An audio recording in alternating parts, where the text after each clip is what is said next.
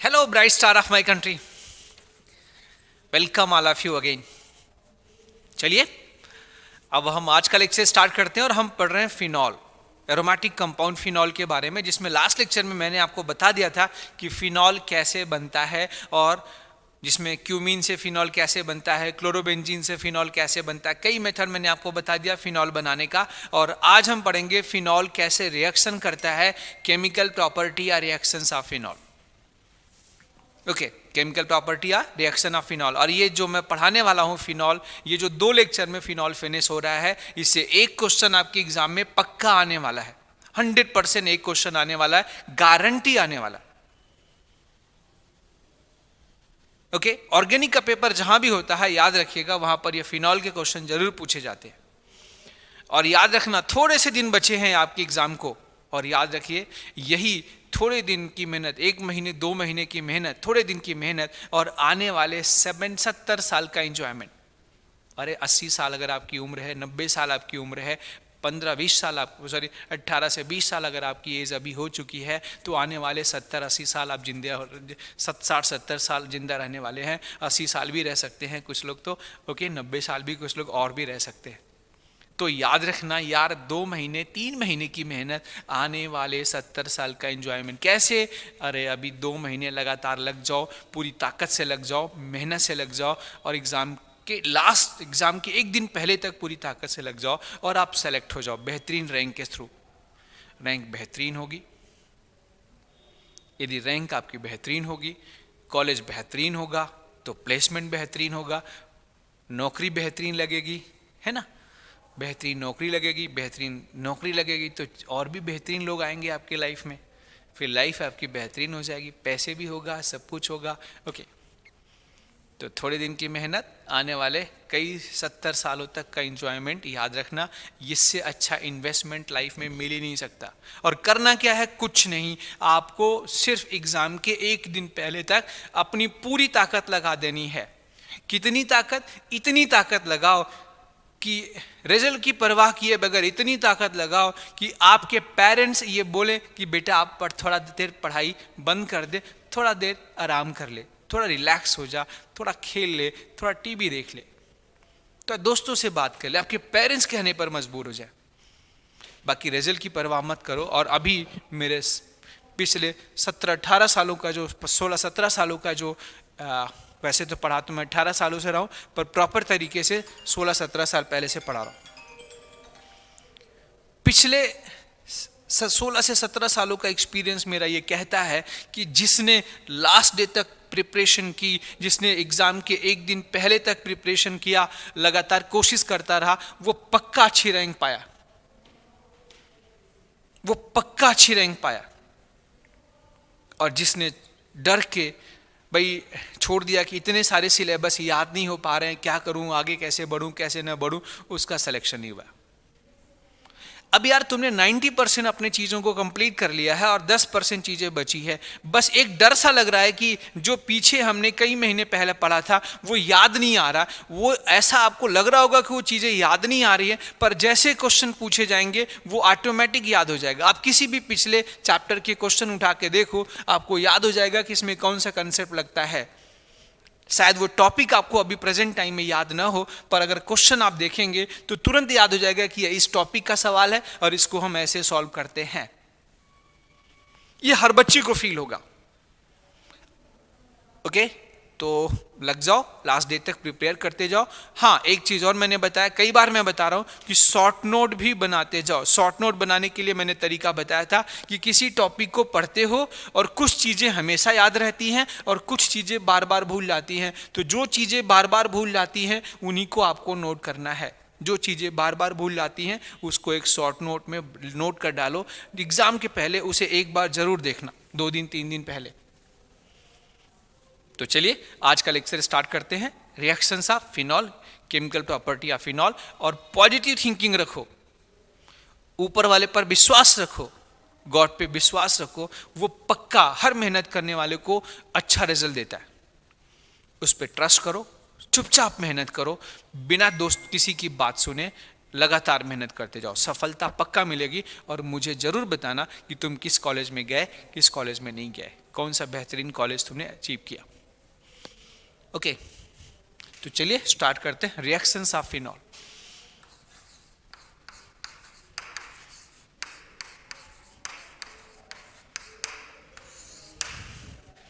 Phenol के बारे में आप जानते हैं पहले से कि फिनॉल रेजोनेंस करता है, और इसकी असलियत इसके रेजोनेंस हाइब्रिड में नजर आती है। इसके सारे रेजोनेटिंग स्ट्रक्चर के बाद ये वाला बॉन्ड टूट के यहाँ आता है, ये ऑर्थो पर आता है, फिर यहाँ पैरा पर आता है, फिर अगले ऑर्थो पर जाता है। सभी रेजोनेंस बनाने के बाद ये जो डॉट है इसके बीच के सभी रेजोनेंस हैं, सभी रेजोनेंस बनाने के बाद इसका जो हाइब्रिड आप बनाते हैं वो कुछ ऐसा बनाते हैं। Okay,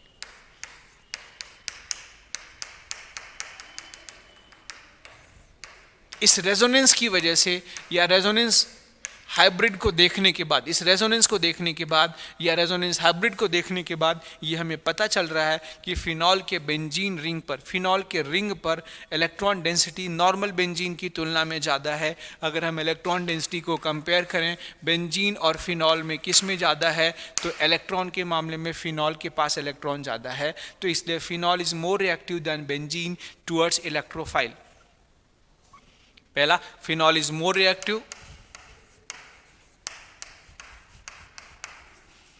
than benzene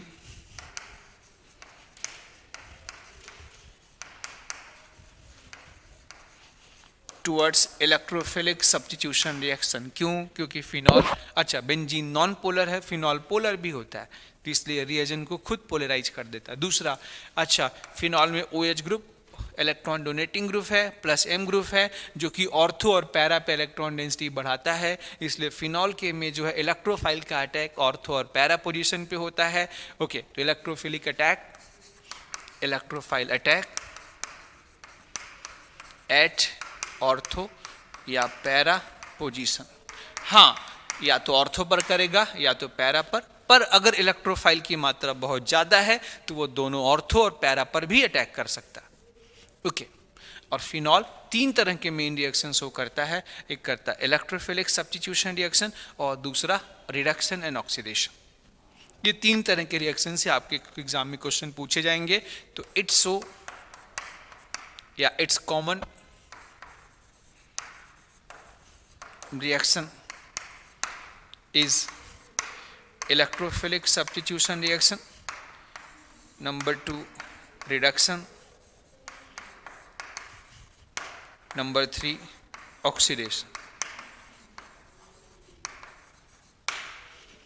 reduction and oxidation, इसके रिडक्शन एंड ऑक्सीडेशन को मैं पहले ही बता देता हूं क्योंकि ये एक ही रिएक्शन है, सिंपल सी बात है, याद रखना।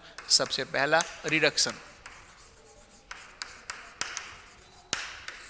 अगर हम फिनॉल का रिएक्शन आप पहले ही पढ़ चुके हैं, जिंक मेटल से करा दें, जिंक डस्ट से करा दें और हीट कर दें, तो ये जिंक क्या करता है, फिनॉल के ऑक्सीजन को चुरा के बेंजीन बना देता है और plus zinc oxide,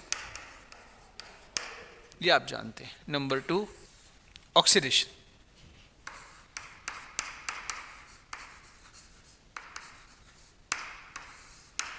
oxidation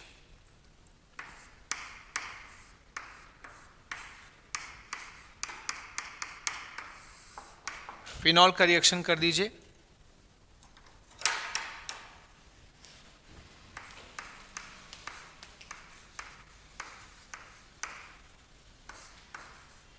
H+ या H2SO4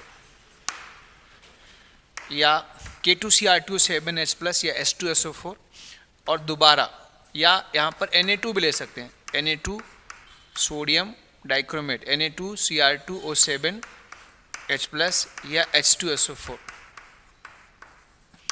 पोटेशियम डाइक्रोमेट हो या सोडियम डाइक्रोमेट हो, H2SO4 की प्रेजेंस में फिनॉल का रिएक्शन कराते हैं, तो फिनॉल का ऑक्सीजन जिस पर जुड़ा वो वाला कार्बन और उसका पैरा पोजीशन पर ये कीटोन ग्रुप आ जाता है, और इस रिएक्शन को हम कहते हैं ये ऑक्सीडेशन रिएक्शन ऑफ फिनॉल, और इसमें बन जाता है ये बेंजोक्यूनोन।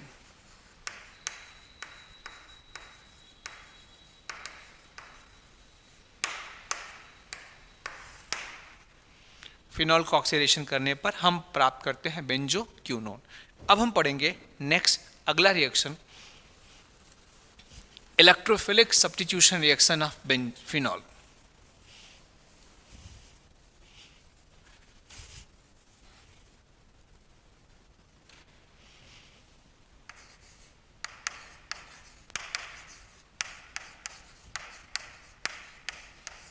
Electrophilic substitution reaction of phenol. हाँ, electrophilic substitution reaction of phenol, पहले ही मैं आपको बता चुका हूं कि फिनॉल जो होता है वो ब्रोमीन के कंपेयर में ज़्यादा रिएक्टिव होता है, क्योंकि फिनॉल के रिंग पर इलेक्ट्रॉन डेंसिटी बेंजीन के कंपेयर में ज़्यादा होती है। ये अभी मैंने स्टार्टिंग में ही आपको बता दिया। तो इस पे इलेक्ट्रोफिलिक अटैक और तेज होता है इन कंपेयर टू बेंजीन। तो it is more reactive than benzene. ये आगे बढ़ के, और एक और बात बताऊं, फिनॉल जो है ये पोलर होता है और बेंजीन नॉन पोलर होता है। एक और बात बता दूं, तो इसके रिएक्शन में थोड़ा सा डिफरेंस मिलेगा बेंजीन के कंपेयर में। एक तो इसकी रिएक्टिविटी हाई मिलेगी और थोड़ा सा डिफरेंस मिलेगा। जो डिफरेंस मिलेगा वो मैं आपको बता दूं। जैसे नाइट्रेशन रिएक्शन की मैं बात करूं, nitration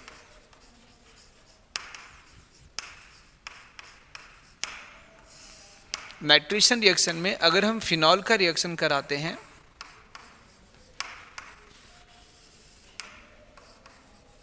concentrate H2SO4 plus HNO3 के साथ,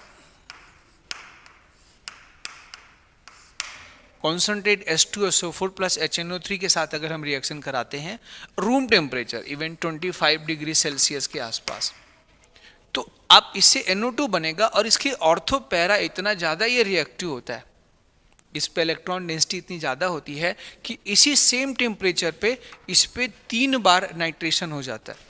दोनों ऑर्थो पर नाइट्रो ग्रुप आ जाता है और पैरा पर भी नाइट्रो ग्रुप आ जाता है। और बेंजीन में 50 से 60 डिग्री सेल्सियस पे एक ही नाइट्रो ग्रुप आता है, ये देख लो। और ये बन जाता 2,4,6 ट्राई नाइट्रोफिनॉल। इसी को हम पिक्रिक एसिड भी कहते हैं। पिक्रिक एसिड फिनॉल का नाइट्रेशन करके आप बना सकते हैं। एक और बात बता दूं आपको, नेक्स्ट रिएक्शन अगर मैं आपसे बात करूं कि अगर आप चाहते हैं कि फिनॉल का एक बार नाइट्रेशन हो, ये तो हुआ पॉलीनाइट्रेशन ऑफ फिनॉल, कॉन्सेंट्रेट H2SO4 और HNO3 की उपस्थिति में फिनॉल पर 3 बार नाइट्रेशन हो जाता है and we get trinitrophenol. अगर हम इसका रिएक्शन कर दें यहाँ पर डाइल्यूट HNO3 के साथ, तो इसमें NO2 प्लस का कॉन्सेंट्रेशन बहुत कम बनता है और NO2 प्लस के कॉन्सेंट्रेशन कम बनने की वजह से 25 डिग्री सेंटीग्रेड पर इस पे बन जाता है ortho nitrophenol and para nitrophenol, ये दो।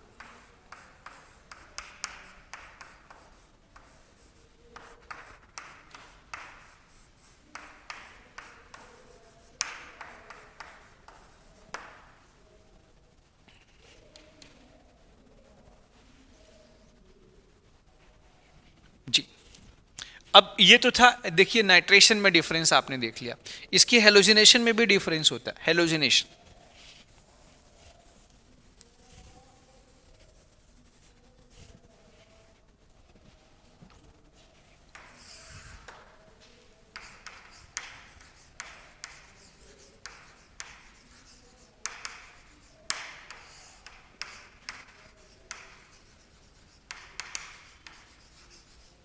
मैं ब्रोमिनेशन का डिफरेंस दिखा रहा हूं आपको, और यही आपके एनसीईआरटी में मेंशन भी है। यानी कि आपको बता दूं कि जब आप बेंजीन से रिएक्शन कराते थे ब्रोमीन का, तो डायरेक्ट रिएक्शन नहीं होता था, हमको लुईस एसिड लेना पड़ता था, फिर बेंजीन पे ब्रोमिनेशन हो पाता था। लेकिन फिनॉल ऑलरेडी ज़्यादा रिएक्टिव है क्योंकि इसकी ऑर्थो पैरा पे इलेक्ट्रॉन डेंसिटी ज़्यादा है, तो ब्रोमीन को इससे रिएक्शन कराने के लिए लुईस एसिड की आवश्यकता नहीं पड़ती। मतलब आप डायरेक्ट ब्रोमीन से रिएक्शन करा दीजिए तो इस पर ब्रोमिनेशन हो जाएगा। ओके, अच्छा, यहाँ पर इसका ब्रोमिनेशन जो होगा, अगर यहाँ पर ब्रोमीन के साथ जो सॉल्वेंट लेते हैं वो लेस पोलर लेते हैं या नॉन पोलर लेते हैं, जैसे कार्बन डाइसल्फाइड लेते हैं जो कि नॉन पोलर सॉल्वेंट है, या क्लोरोफॉर्म लेते हैं जो कि लेस पोलर सॉल्वेंट है, तो नॉन पोलर या लेस पोलर सॉल्वेंट अगर आप लेते हैं तो ब्रोमिनेशन इस पर एक बार होता है और ये बन जाता है ऑर्थोब्रोमो एंड पैराब्रोमोफिनॉल।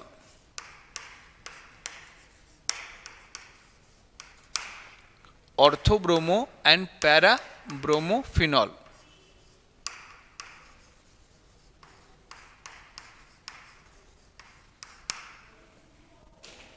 हाँ, अगर आप इसी ब्रोमीन का रिएक्शन इस फिनॉल के साथ कराते हैं और सॉल्वेंट पोलर प्रोटिक ले लेते हैं, थोड़ा ज़्यादा पोलर लेते हैं, तो जैसे वाटर,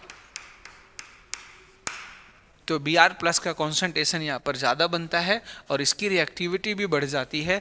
उस चक्कर में इस फिनॉल पर जो है जितनी बार पॉसिबिलिटी होती है उतनी बार ब्रोमिनेशन हो जाता है और इसके दोनों ऑर्थो पोजीशन और पैरा पोजीशन पर ये Br आ जाता है। तो ये बन जाता है 1 2 3 4 5 2 2 3 4 सॉरी 2 3 4 2 4 6 ट्राई ब्रोमोफिनॉल। ओके, ये वाइट पीपीटी होता है इसका।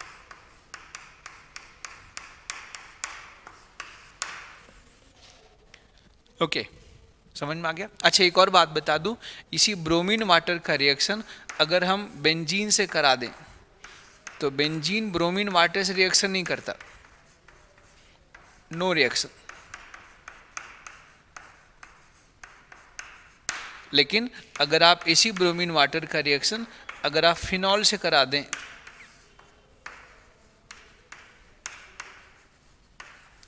तो जानते हैं जी, फिनॉल से रिएक्शन करने के बाद ये बन जाता है ब्रोमीन वाटर के साथ वाइट पीपीटी।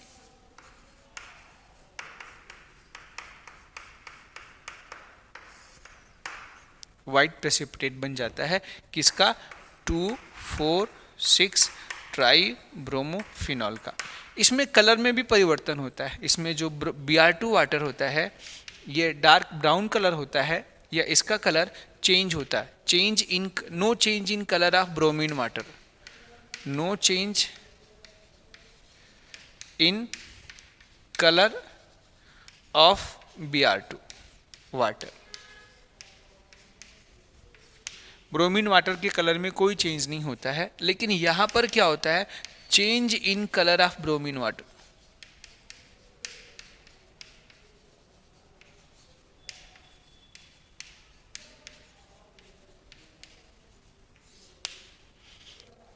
जी, तो अगर एक बर्तन में कहीं पर बेंजीन भरा हुआ है और एक बर्तन में कहीं पर फिनॉल भरा हुआ है और तीनों का लेबल मिट जाए, तीनों का नाम मिट जाए और हमें प्रैक्टिकल के माध्यम से पता करना है, तो आप ब्रोमीन वाटर का प्रयोग कर सकते हैं। बेंजीन, इसे कहते हैं bromine water test. Benzene bromine water test नहीं देता, या benzene do not change the colour of bromine water but phenol change. अच्छा, फिनॉल के जैसा एनिलीन भी चेंज करता है, तो लिखिए benzene do not react with bromine water, so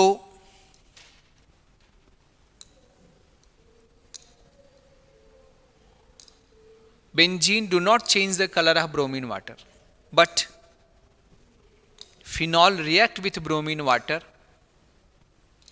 and change its color.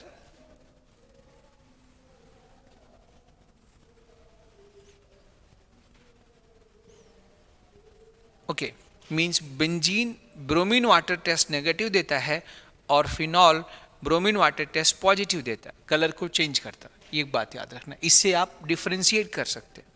अब हम एक और बात करें फिनॉल का अगला रिएक्शन।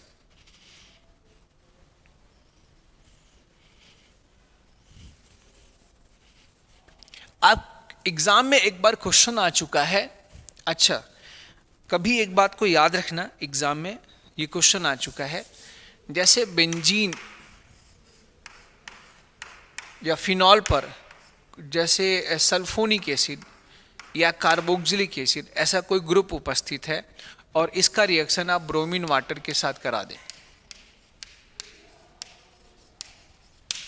तो ये ब्रोमीन वाटर क्या करता है, इसके ऑर्थो पोजीशन पे तो जुड़ेगा ही जुड़ेगा, ये पैरा पोजीशन के सल्फोनिक को हटा देता है, क्योंकि आपको पता है कि वाटर के साथ रिएक्शन करने पर ये जो सल्फोनिक है ये ग्रुप SO3 बाहर निकल जाता है और बेंजीन का डीसल्फोनेशन हो जाता है।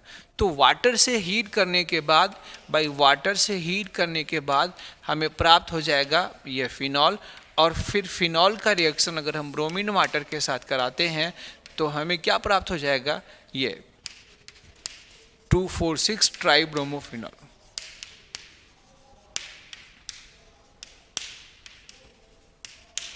ठीक है, एक बात और याद रखना कि like sulphonic group, like SO3H group है ना, COOH group can also be replace.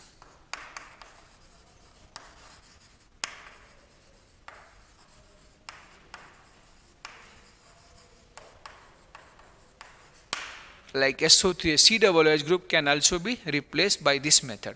अगर यहाँ COOH group होता तो भी ये हट जाता, ये फिनॉल बन जाता and we get this tribromophenol.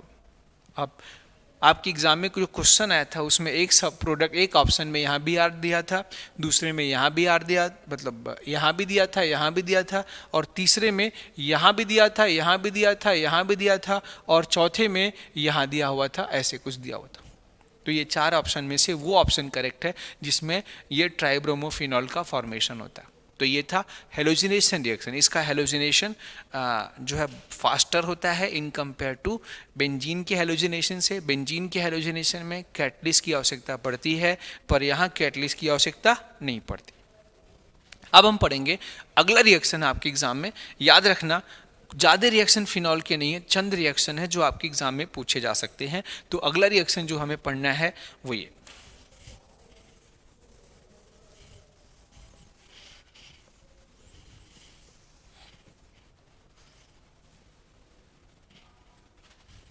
Halogenation.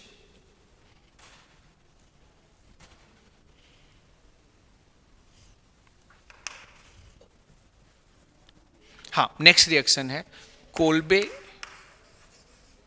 Reaction,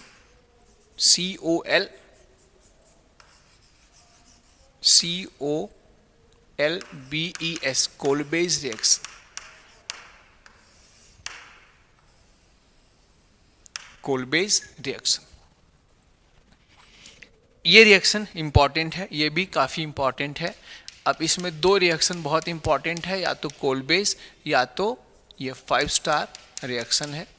इसमें क्या होता है कि अगर हम फिनॉल का रिएक्शन करा दें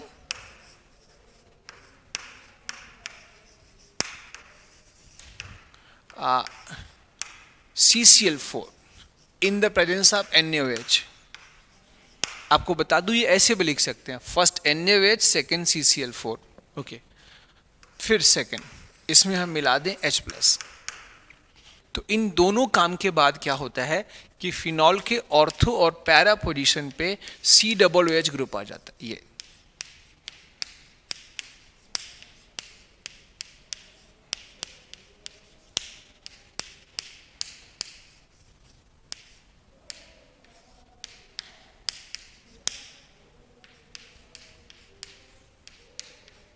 and we get these 2 compound, इसको कहते हैं ऑर्थो और इसको कहते हैं पैरा सैलिसिलिक एसिड।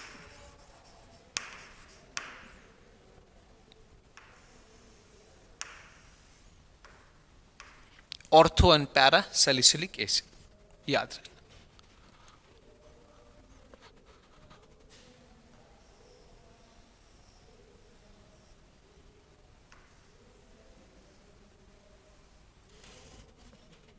ये बहुत इंपॉर्टेंट कंपाउंड है, ये ऑर्थोसैलिसिलिक एसिड व पैरासैलिसिलिक एसिड।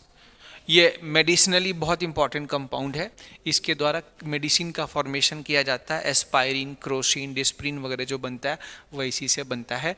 ओके, ये कैसे आगे हम लोग देख लेंगे। ओके, चलिए अब मैं आपको बता दूं कि ये रिएक्शन होता कैसे है, इसका मैं मैकेनिज्म बता दूं।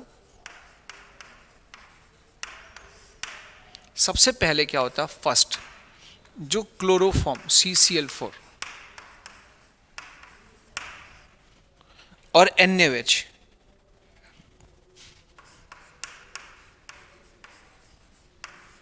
इनके बीच रिएक्शन हुआ, 4 OH आ गया, है ना।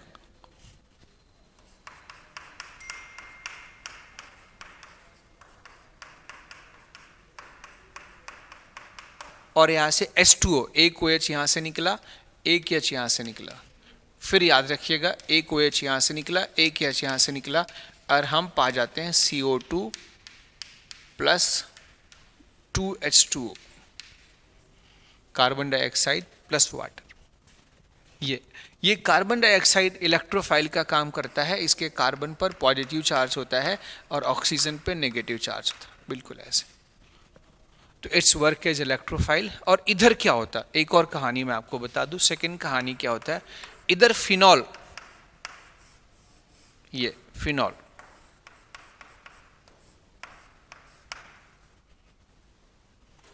फिनॉल जो होता है ये NaOH से रिएक्शन बचा हुआ दूसरे NaOH से रिएक्शन करके फिनॉक्साइड आयन में कन्वर्ट हो जाता है, और ये फिनॉक्साइड आयन ये यहाँ पर माइनस आ जाता है, वाटर बाहर निकल जाता है, और ये इस प्रकार से रेजोनेटिंग स्ट्रक्चर में कन्वर्ट होता रहता है। ये फिनॉक्साइड आयन के रेजोनेटिंग स्ट्रक्चर्स।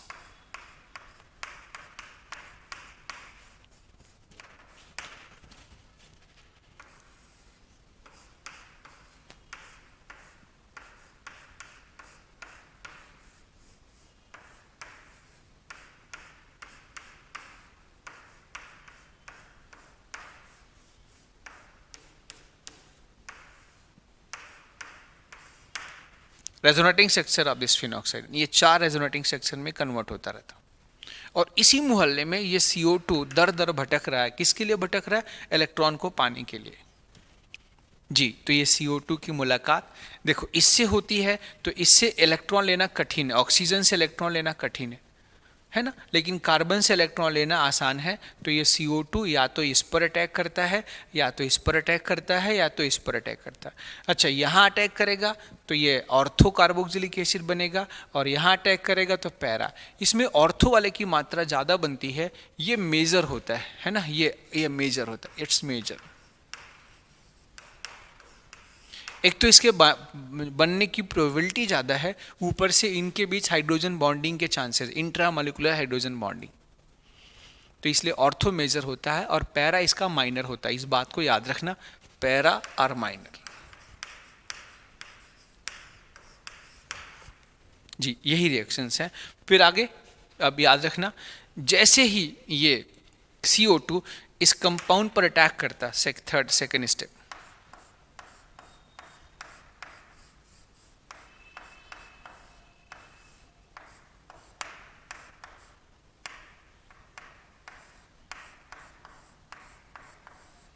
यहाँ पर पॉजिटिव चार्ज, ये नेगेटिव चार्ज, ये नेगेटिव चार्ज, ये माइनस चार्ज इस पर अटैक करता है, ये बॉन्ड टूट के ऊपर चला जाता है ऐसे, और यहाँ पर बन जाता है ये देश।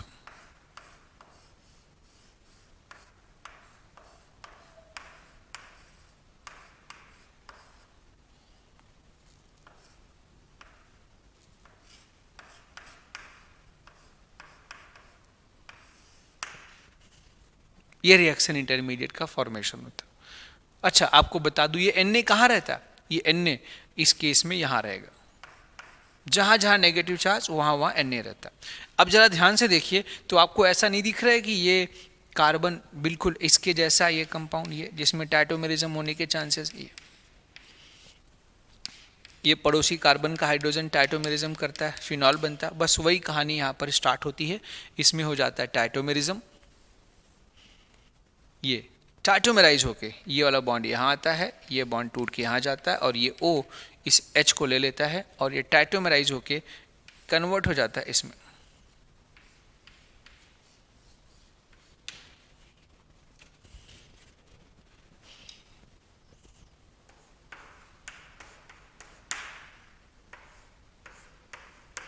प्लस ये बन जाता है सोडियम कार्बोक्सिलेट, ये मैंने रिवर्सिबल रिएक्शन गलती से दे दिया, ये इरिवर्सिबल होगा, ओके, क्योंकि यह फिनॉल बहुत ज़्यादा स्टेबल होता है और इसका जो रिवर्स प्रोसेस है नेग्लिजिबल होता है। तो ये बन गया, अब ये बन गया सोडियम फिनॉक्साइड। फिनॉक्साइड है नहीं, इसे कहते हैं सैलिसिलिक एसिड है ना, तो sodium salicylate, sodium salt of salicylic acid. फिर अब इसमें अगर आपने H+ मिला दिया, एसिड मिला दिया, तो वो एसिड यहाँ पर जुड़ जाएगा और ये बन जाएगा ऑर्थो सैलिसिलिक एसिड।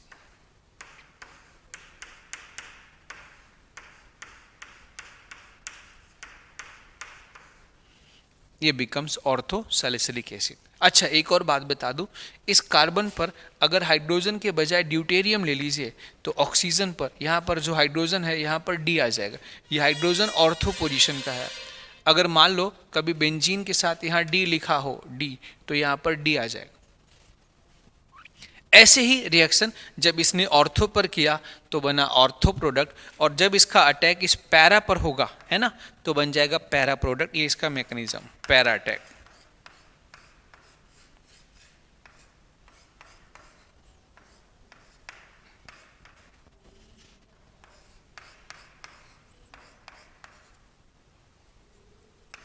इस पैरा पर अगर अटैक होगा इस पर, तो ये बन जाए यहाँ पर, ये माइनस चार्ज इस पर अटैक करेगा,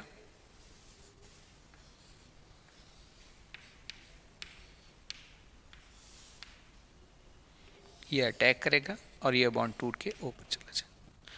हमें क्या प्राप्त होगा, ये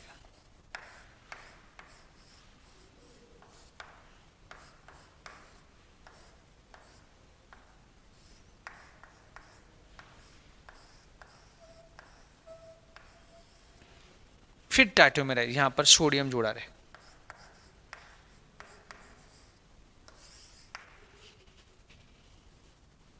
ये टाइटोमेराइज होकर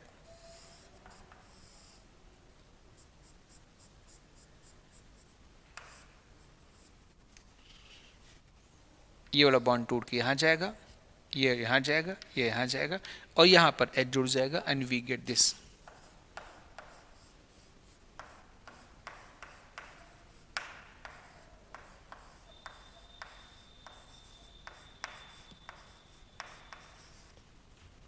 फिर इस मोहल्ले में जो एसिड होगा,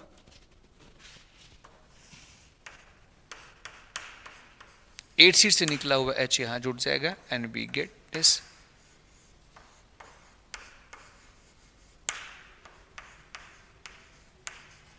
पैरासैलिसिलिक एसिड। अब याद रखना, ऑर्थो के बनने की प्रोबेबिलिटी ज़्यादा और पैरा के बनने की प्रोबेबिलिटी कम।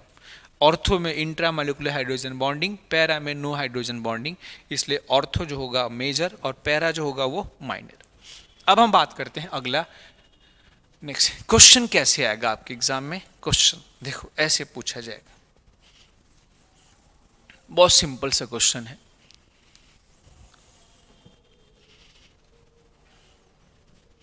हमने इसका रिएक्शन कराया,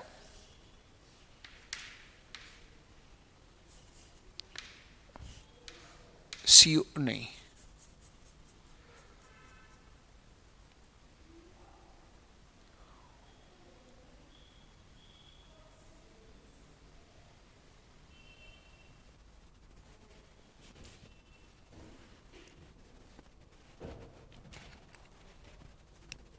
ओके, तो ये बन जाएगा। अच्छा, एक CCl4 ले लिया, एक करेक्शन है। करेक्शन ये कि इसको कोल्बे रिएक्शन नहीं कहते। कोल्बे ने डायरेक्ट CO2 लिया था, इसमें CO2 बना है, तो इसे बल्कि आप एक हेडिंग डाल लीजिएगा, एक करेक्शन कर लीजिए कि reaction of phenol with CCl4 and NaOH, reaction of phenol with CCl4 and NaOH, या इसका एक और नाम मुझे दिमाग में कोल्बे और वो, एक्चुअली इसे extended form of reamer टीमन reaction भी कहते हैं, और इसका दूसरा नाम है एक्सटेंडेड। अभी मैंने रीमर नहीं, टीमर नहीं पढ़ा है, तो अब मैं अभी ये पहले ही पढ़ा दिया, इसको बाद में पढ़ा था, पर मैंने इसको पहले ही पढ़ा दिया। तो extended extended form of REI Reimer Tiemann reaction. अभी रीमर टीमैन रिएक्शन आगे पढ़ाऊंगा।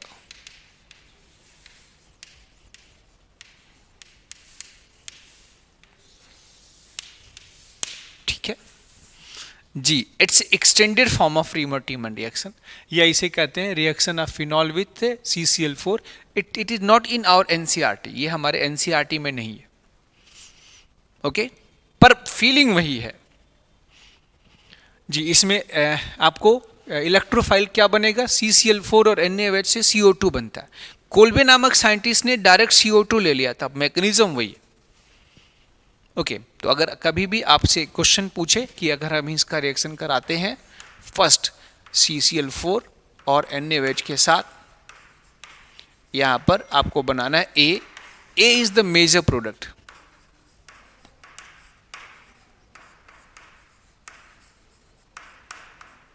अब इस A मेजर प्रोडक्ट का फर्दर रिएक्शन कर रहा है एग्जामिनर, किसके साथ जी, ACCl के साथ, एसिटिक एनाइड्राइड के साथ, Ac2O के साथ, है ना, कार्बोक्सिलिक एसिड के साथ, CH3COOH के साथ, NH+, या मिथेनॉल के साथ H+ की उपस्थिति में, या फिनॉल के साथ, है ना, फिनॉल के साथ H+ की उपस्थिति में। बाकी मैकेनिज्म सही है, सब कुछ सही है। इस रिएक्शन का नाम कोल्बे नहीं है, इसे कहते हैं extended form of Reimer Tiemann reaction. और मेरे दिमाग में था कोल्बे पढ़ाने का और मैंने कोल्बे लिख दिया। ठीक है, तो इसमें इन दोनों से हमें इलेक्ट्रोफाइल क्या प्राप्त होगा, CO2। बस अब तुरंत क्या होगा, याद रखिएगा, ये CO2 इसके ऑर्थो पोजीशन पे अटैक करेगा और हमें प्राप्त हो जाएगा ये OH COOH, orthosalicylic acid. It's the major product A। अब ऑर्थोसैलिसिलिक एसिड जो मेजर प्रोडक्ट बना है, याद रखिएगा, ACCl से रिएक्शन कराते हैं तो आप जानते हैं ऑक्सीजन, ये OH बेटर न्यूक्लियोफाइल है, ये इस पर अटैक करके ये बना देता है, ये O का एसाइलेशन हो जाता है, OCOCH3 प्लस COOH। इसमें भी वही चीज प्राप्त होता है। अच्छा, एसिड का रिएक्शन कराएंगे, एसिटिक एसिड का इस सैलिसिलिक एसिड के साथ, तो इसमें एल्कोहलिक ग्रुप, ये OH ग्रुप भी है और COOH ग्रुप भी है। तो अगर किसी कंपाउंड में OH और COOH दोनों ग्रुप होता है तो COOH हमेशा OH ग्रुप से रिएक्शन करना प्रिफर्ड करता है। तो ये कार्बोक्सिलिक का इस एल्कोहल से रिएक्शन होगा, जिसे कहते हैं फिशर एस्टरिफिकेशन, रिवर्सिबल मेथड से, और OH पर रिएक्शन के बाद वही चीज बन जाएगा जो ऊपर आपने बना रखा, OCOCH3। ये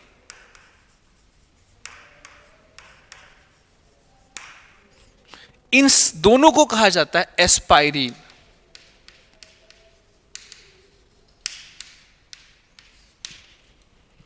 एस्पाइरिन।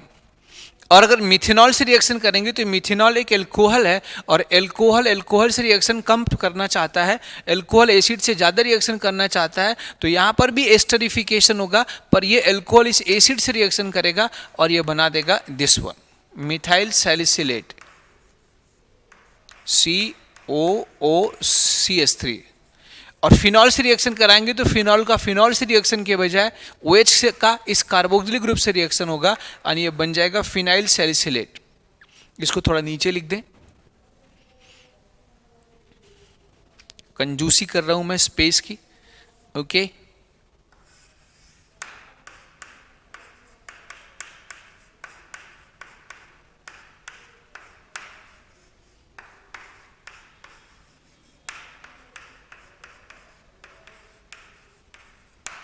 इनका नाम होता है ये इसको कहते हैं सेलॉल। इसका नाम होता है फिनाइल सैलिसिलेट, फिनाइल सैलिसिलेट या सेलॉल, ठीक है। और इसका नाम होता है मिथाइल सैलिसिलेट।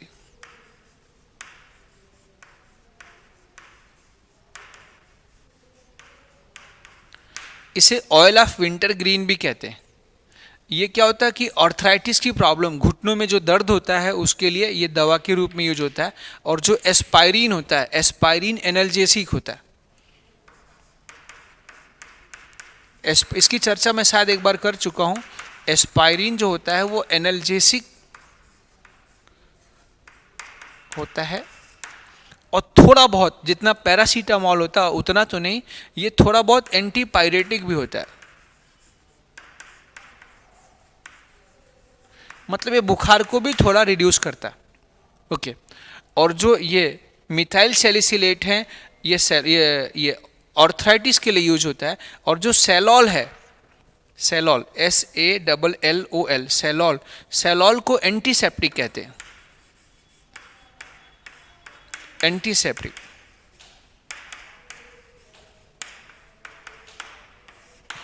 जैसे डिटॉल और सेवलॉन यूज होता है ना, किसी को चोट लग जाती है तो वहाँ इन्फेक्शन ना बढ़े उसके लिए हम वहाँ पर क्या यूज कर देते हैं, डिटॉल, सेवलॉन। वैसे ये सैलॉल होता है।